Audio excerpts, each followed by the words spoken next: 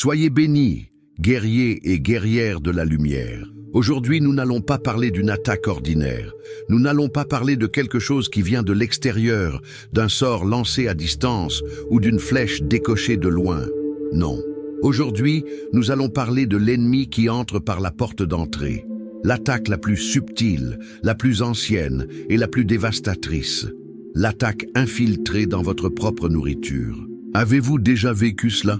Vous êtes invité chez quelqu'un ou vous achetez un plat à l'extérieur. Tout semble normal. Mais quelques minutes après avoir mangé, vous ressentez une lourdeur inexplicable, une fatigue soudaine qui vous cloue sur place. Votre humeur change, l'anxiété monte, ou cette nuit-là vous faites des cauchemars horribles, des rêves confus qui vous volent votre paix. Vous mettez cela sur le compte de la digestion, du stress. Mais au fond de votre esprit, vous savez que ce n'est pas normal. Ce que vous avez ressenti n'était pas physique. C'était le poids d'une infiltration spirituelle. En tant que personne qui a navigué dans les eaux profondes de l'occulte avant de trouver la lumière, je dois vous le révéler. La nourriture et la boisson sont les portails numéro 1 que les praticiens des ténèbres, les sorciers, utilisent pour affaiblir une cible. Pourquoi ? Parce que vous devez manger. C'est un besoin vital. Ils n'ont pas besoin de connaître votre nom. Ils ont juste besoin de vous faire ingérer leur malédiction. Aujourd'hui, je vais vous enseigner. Je vais vous révéler les mécanismes de cette guerre invisible et, plus important encore, je vais vous donner le protocole divin, l'arme absolue, pour non seulement annuler ces attaques, mais pour transformer ce qui était destiné à vous détruire en une source de miracles, de force et de guérison. Ce que vous allez apprendre aujourd'hui va changer chaque repas que vous prendrez pour le reste de votre vie. Vous ne mangerez plus jamais avec crainte, mais avec autorité. Avant de plonger dans les fondements de cette bataille, si votre cœur est prêt à recevoir cette instruction, faites-le moi savoir. Appuyez sur le bouton « J'aime » pour sceller votre présence dans cette session d'enseignement. Et dites-moi dans les commentaires depuis quelle ville, depuis quel pays vous vous connectez aujourd'hui. Je veux voir jusqu'où cette armée de lumière se rassemble. Que vous soyez à Paris, à Abidjan, à Montréal, à Kinshasa ou au fin fond d'un village, vous êtes ici par dessein divin. Êtes-vous prêt à reprendre l'autorité sur votre table? Alors, commençons. Partie 1. Le diagnostic de l'infiltration. La première chose que nous devons établir, c'est la reconnaissance des symptômes. L'ennemi ne peut pas être vaincu s'il n'est pas identifié. Comme je l'ai dit en introduction, les signes d'un aliment spirituellement contaminé sont souvent confondus avec des maux physiques. C'est là que le discernement est crucial. Le premier signe est le changement immédiat d'atmosphère spirituelle. Vous pouvez être joyeux, léger, et au moment où vous consommez cet aliment, vous ressentez un poids.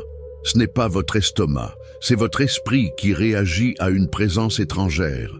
Une sensation de nausée qui n'est pas physique, mais spirituelle. Une fatigue soudaine, comme si toute votre énergie vitale était aspirée. Le deuxième signe, ce sont les rêves. Faites très attention à cela. Si vous mangez régulièrement chez une personne spécifique et que, systématiquement, vous avez des rêves étranges, des rêves de poursuite, des rêves où vous mangez encore, ce qu'on appelle les repas de nuit, ou des rêves à caractère sexuel, visant à créer des liens d'âme impurs, il est presque certain que ce que vous avez mangé était une porte d'entrée. La nourriture a servi de cheval de Troie pour infiltrer ces entités dans votre subconscient pendant votre sommeil. Le troisième signe est la maladie soudaine et inexplicable. Des douleurs étranges qui apparaissent sans raison médicale, des maux de tête persistants, une sensation de blocage dans votre vie qui commence juste après un repas particulier. Comprenez bien, dans le monde spirituel, un banquet peut être un piège invisible. Un verre d'eau offert avec un sourire peut être un conduit pour un venin spirituel. Vous ne devez pas devenir paranoïaque, mais vous devez devenir conscient. La paranoïa est la peur, la conscience est l'armure. Vous devez comprendre que la guerre spirituelle se joue aussi à table. Pourquoi? Parce que la table est, bibliquement, un lieu d'alliance. Et c'est ce qui nous amène au cœur du problème. Partie 2. L'autel de la table. Le fondement biblique. Beaucoup de croyants négligent leur repas. Ils mangent en regardant la télévision, en se disputant ou en avalant rapidement leur nourriture sans y penser. Ils ont oublié que la table est l'un des lieux spirituels les plus puissants de la maison. Votre table peut être deux choses, un autel de bénédiction pour Dieu ou un autel de destruction pour l'ennemi. Lorsque vous vous asseyez pour manger, vous ne faites pas que nourrir votre corps. Vous concluez une alliance. Dans l'Ancien Testament, partager un repas était la façon la plus sacrée de sceller un pacte. Manger le sel de quelqu'un signifiait que vous étiez lié à lui. Quand Jésus a instauré la Sainte Seine, qu'a-t-il fait? Il a utilisé le pain et le vin. Il a transformé le repas le plus simple en l'alliance la plus puissante. L'ennemi, qui ne fait que copier et pervertir les principes de Dieu, fait exactement la même chose. La Bible nous met en garde. Dans 1 Corinthiens 10, l'apôtre Paul parle de la nourriture sacrifiée aux idoles. Il dit que manger cette nourriture, c'est entrer en communion avec les démons auxquels elle a été offerte. Aujourd'hui, cela ne se passe pas seulement dans des temples païens. Cela se passe dans des cuisines ordinaires. C'est là que j'ai besoin que vous compreniez le mécanisme occulte. Partie 3. Révélation sur les méthodes d'attaque occulte. Quand j'étais de l'autre côté, la nourriture était notre outil de prédilection. C'est rapide, c'est efficace, et la victime ouvre elle-même la porte. Comment un sorcier contamine-t-il un aliment? La consécration inversée, le sacrifice déguisé. Le praticien prend un aliment, même un simple gâteau ou un plat de riz, et le dédie à une entité démoniaque. Il prononce des incantations spécifiques, invitant l'esprit de maladie, de pauvreté, de confusion ou de mort à habiter cet aliment. L'aliment devient un sacrifice. Lorsque vous mangez ce sacrifice déguisé, vous ingérez littéralement la présence spirituelle qui y a été attachée. Vous entrez en communion avec ce démon, les ingrédients chargés. C'est une technique plus subtile. Le sorcier utilise des poudres, des huiles, des épices ou des liquides qui ont déjà été consacrés lors de rituels. Une seule goutte d'une huile de malédiction dans une grande marmite suffit. Un peu de poudre spéciale mélangée au sel. Ces ingrédients agissent comme des porteurs. Ils n'ont pas mauvais goût. Ils ressemblent à n'importe quel autre ingrédient. Mais spirituellement, ils sont chargés de venin. L'intention et la parole. N'oubliez jamais le pouvoir de la parole. Parfois, la personne qui cuisine n'a même pas besoin d'être un sorcier de haut niveau. Si elle cuisine avec une haine profonde, une jalousie intense, ou en prononçant des malédictions sur la nourriture, que celui qui mange ceci soit malade, qu'il meure, cette intention malveillante charge l'aliment. Vous mangez leur colère, leur amertume. Le but de ces attaques est simple, enfermer, créer des liens d'âme, souvent par des filtres d'amour maléfiques pour contrôler votre volonté, affaiblir, infiltrer des maladies spirituelles qui deviendront physiques pour drainer vos finances en frais médicaux et voler votre force de servir Dieu. Ouvrir des portes, utiliser la nourriture comme un passe-partout pour donner aux esprits démoniaques un droit légal d'entrer dans votre maison et votre vie. Maintenant, vous comprenez le diagnostic et la méthode d'attaque, mais la Bible ne nous laisse jamais avec un diagnostic sans nous donner la solution, et la solution est infiniment plus puissante que l'attaque. Partie 4. Le principe de la suprématie, le pouvoir de la consécration. Si la nourriture peut être un autel pour le diable, elle est avant tout un autel pour Dieu. L'apôtre Paul nous donne la clé maîtresse dans sa première lettre à Timothée, au chapitre 4, versets 4 et 5. Écoutez bien ceci, car tout ce que Dieu a créé est bon, et rien ne doit être rejeté, pourvu qu'on le prenne avec action de grâce, parce que tout est sanctifié par la parole de Dieu et par la prière. Relisons la dernière partie, sanctifié par la parole de Dieu et par la prière. Qu'est-ce que cela signifie? Sanctifié veut dire mis à part, purifié, rendu saint, par la parole de Dieu. La parole de Dieu est l'autorité suprême, c'est l'épée de l'esprit. Quand vous déclarez la parole, par exemple, « Aucun poison ne me fera de mal, par ses meurtrissures je suis guéri », cette parole agit comme un feu purificateur sur l'aliment. Et par la prière, c'est votre acte d'autorité. C'est vous, en tant que fils ou fille du Très-Haut, qui appliquez la parole. Beaucoup de gens font une petite prière rapide. « Merci Seigneur pour ce repas, Amen ». C'est bien, c'est de la gratitude. Mais dans le contexte de la guerre spirituelle, ce n'est pas suffisant. Ce n'est pas une prière de gratitude dont nous parlons ici, c'est une prière d'autorité. C'est une consécration. La consécration n'est pas un rituel vide, c'est un acte de guerre. C'est déclarer au monde spirituel, peu importe qui a touché cette nourriture, peu importe quelles paroles ont été prononcées dessus, peu importe à quelle entité elle a été dédiée, à partir de maintenant, cet aliment change d'allégeance. Il est saisi des mains des ténèbres et il est transféré sur l'autel de l'Éternel. Regardez Jésus. Avant de multiplier les pains et les poissons, que fit-il? Il leva les yeux au ciel. Il bénit et il rompit. Il n'a pas seulement dit « merci ». Il a libéré une puissance créatrice et purificatrice sur la nourriture. Lorsque vous consacrez votre repas, 3 choses miraculeuses se produisent. La purification.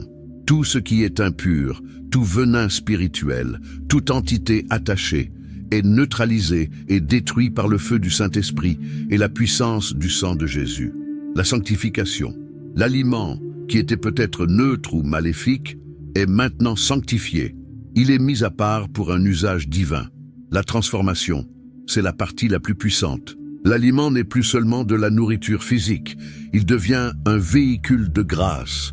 Il se transforme en force spirituelle, en guérison pour votre corps, en clarté pour votre esprit. Vous comprenez? Vous ne faites pas qu'annuler la malédiction, vous la retournez. Vous prenez ce que l'ennemi a envoyé pour vous tuer et vous le mangez comme un médicament qui vous renforce. Maintenant, je vais vous enseigner comment le faire. Partie 5. Le protocole de consécration miraculeuse, pas à pas. Je veux que vous soyez très attentifs. Ce n'est pas une formule magique, c'est un protocole d'autorité basé sur les principes de la parole de Dieu. Vous n'avez pas besoin de crier ou de faire une scène, surtout si vous êtes en public. Vous pouvez le faire à voix basse, ou même dans votre cœur avec une autorité absolue. L'autorité n'est pas dans le volume de la voix, elle est dans la conviction de votre foi. Voici les 5 étapes de la consécration de guerre. Étape 1. L'aperçu et la présentation. Regardez votre assiette, regardez votre verre, et dans votre esprit, présentez-les à Dieu. Père, je te présente cette nourriture et cette boisson. C'est un acte d'humilité et de reconnaissance que tout vient de lui. Étape 2. La déclaration de purification. C'est ici que vous nettoyez le terrain. Seigneur, je sanctifie cet aliment par ta parole, qui déclare que tout est purifié par elle et par le sang de Jésus-Christ. Invoquer le sang de Jésus est essentiel. Le sang est l'agent purificateur suprême. Aucune entité démoniaque ne peut subsister devant la puissance du sang de l'agneau. Étape 3. L'annulation de toute œuvre des ténèbres. C'est l'acte de guerre direct. Au nom puissant de Jésus-Christ, j'annule, je brise et je détruis toute malédiction, tout sortilège, toute incantation, tout pacte ou tout sacrifice qui a été fait sur cette nourriture. Je rejette tout esprit de maladie, de confusion, de lourdeur ou de mort. Tout venin spirituel est rendu nul et sans effet maintenant. Étape 4. La prophétie de transformation. Maintenant que le mal est annulé, vous allez déclarer ce que cette nourriture deviendra. Père, je prophétise sur ce repas. Je déclare qu'il n'est pas poison, mais qu'il est guérison. Qu'en mangeant, chaque partie de mon corps est renouvelée. Que cet aliment devient force pour mes os, clarté pour mon esprit et vie divine pour mon âme. Je mange la bénédiction de l'Éternel. Étape 5. Le sceau de l'autorité. Vous terminez par l'acte final d'autorité. Je scelle cette prière et cette consécration au nom de Jésus-Christ. Amen. Partie 6. Votre prière de guerre quotidienne. Je veux vous donner une prière simple et puissante que vous pouvez mémoriser et utiliser chaque jour pour chaque repas. Adaptez-la, mais gardez l'autorité. Tenez vos mains au-dessus de votre plat ou touchez simplement l'assiette et déclarez « Père céleste, au nom de Jésus-Christ, je te présente ce repas. Je le sanctifie par le sang de Jésus et par ta parole. J'annule toute œuvre de sorcellerie, toute parole de malédiction, tout poison spirituel ou toute dédicace aux démons attachés à cette nourriture. Tout ce qui est mal est détruit maintenant. Je déclare que ce repas est une bénédiction. Il devient force pour mon corps, santé pour mes os et vie pour mon esprit. Je mange la vie de Christ. Amen. Faites cela. Faites-le pour le verre d'eau que l'on vous offre. Faites-le pour le café au bureau. Faites-le pour le banquet de famille. Ne soyez pas négligents. L'ennemi cherche constamment une porte. La négligence est la porte préférée de l'ennemi. Consacrer vos repas doit devenir une habitude spirituelle, un réflexe de guerrier. L'ennemi travaille quotidiennement pour infiltrer vos défenses. Votre protection doit donc être activée quotidiennement. Ne donnez pas à l'ennemi une victoire facile sur le terrain le plus simple, votre table à manger. À partir d'aujourd'hui, votre perspective doit changer. Chaque repas n'est plus une source potentielle de peur, mais une opportunité de démontrer votre autorité. À partir d'aujourd'hui, aucun repas ne sera une porte d'entrée pour l'attaque spirituelle. Au contraire, chaque repas sera un miracle. Chaque repas sera un bouclier. Chaque repas sera une force. Je vous lance un défi. À votre prochain repas, dès que vous aurez terminé cette vidéo, pratiquez ce protocole. Ne remettez pas à plus tard. Faites-le et ressentez la différence. Ressentez la paix, la légèreté et l'autorité qui remplissent l'atmosphère. Et maintenant, je veux que vous scelliez cet enseignement. Je veux que vous descendiez dans les commentaires et que vous fassiez une déclaration de victoire. Je veux que vous déclariez cette phrase pour que les cieux l'entendent et que l'enfer le sache. Ma table est un hôtel de vie et non de mort. Écrivez-le. Quand vous l'écrivez, ce n'est pas juste un commentaire sur YouTube, c'est un décret spirituel. Vous imposez votre autorité dans le monde spirituel et vous déclarez de quel côté votre maison se tient. Utilisez cet espace de commentaires pour vous connecter les uns aux autres. Si vous avez déjà vécu une expérience de ce genre, si vous avez déjà ressenti cette lourdeur après un repas, partagez-le. Votre témoignage va peut-être réveiller quelqu'un d'autre. Soyez une lumière. Si vous voyez quelqu'un partager une lutte, répondez-lui avec une parole de force. Nous sommes une communauté, une armée. Si cet enseignement a équipé votre esprit, n'oubliez pas de vous abonner pour recevoir ces instructions de guerre spirituelle chaque jour. Et partagez cette vidéo. Pensez à une personne dans votre vie qui a besoin d'entendre cela, qui se plaint toujours d'être fatiguée, malade, confuse. Vous pourriez lui donner l'arme dont elle a besoin pour sa libération. Ne partez pas tout de suite. Prenez une profonde respiration. Ce que vous avez reçu aujourd'hui est puissant. Ne laissez pas l'ennemi vous le voler avec la distraction. Ce n'est pas une question de peur, c'est une question d'autorité. Vous n'êtes pas appelé à vivre dans la crainte de ce que l'ennemi pourrait faire. Vous êtes appelé à vivre dans la certitude de ce que Christ a déjà fait. Il vous a donné le pouvoir de marcher sur les serpents et les scorpions et sur toute la puissance de l'ennemi. Et rien ne pourra vous nuire. Votre nourriture est incluse dans ce rien. Marchez dans cette autorité, mangez avec cette autorité, vivez avec cette autorité. Je suis honoré de vous avoir servi aujourd'hui. Soyez forts, soyez vigilants et souvenez-vous de qui vous êtes. On se voit à la prochaine rencontre. Restez bénis.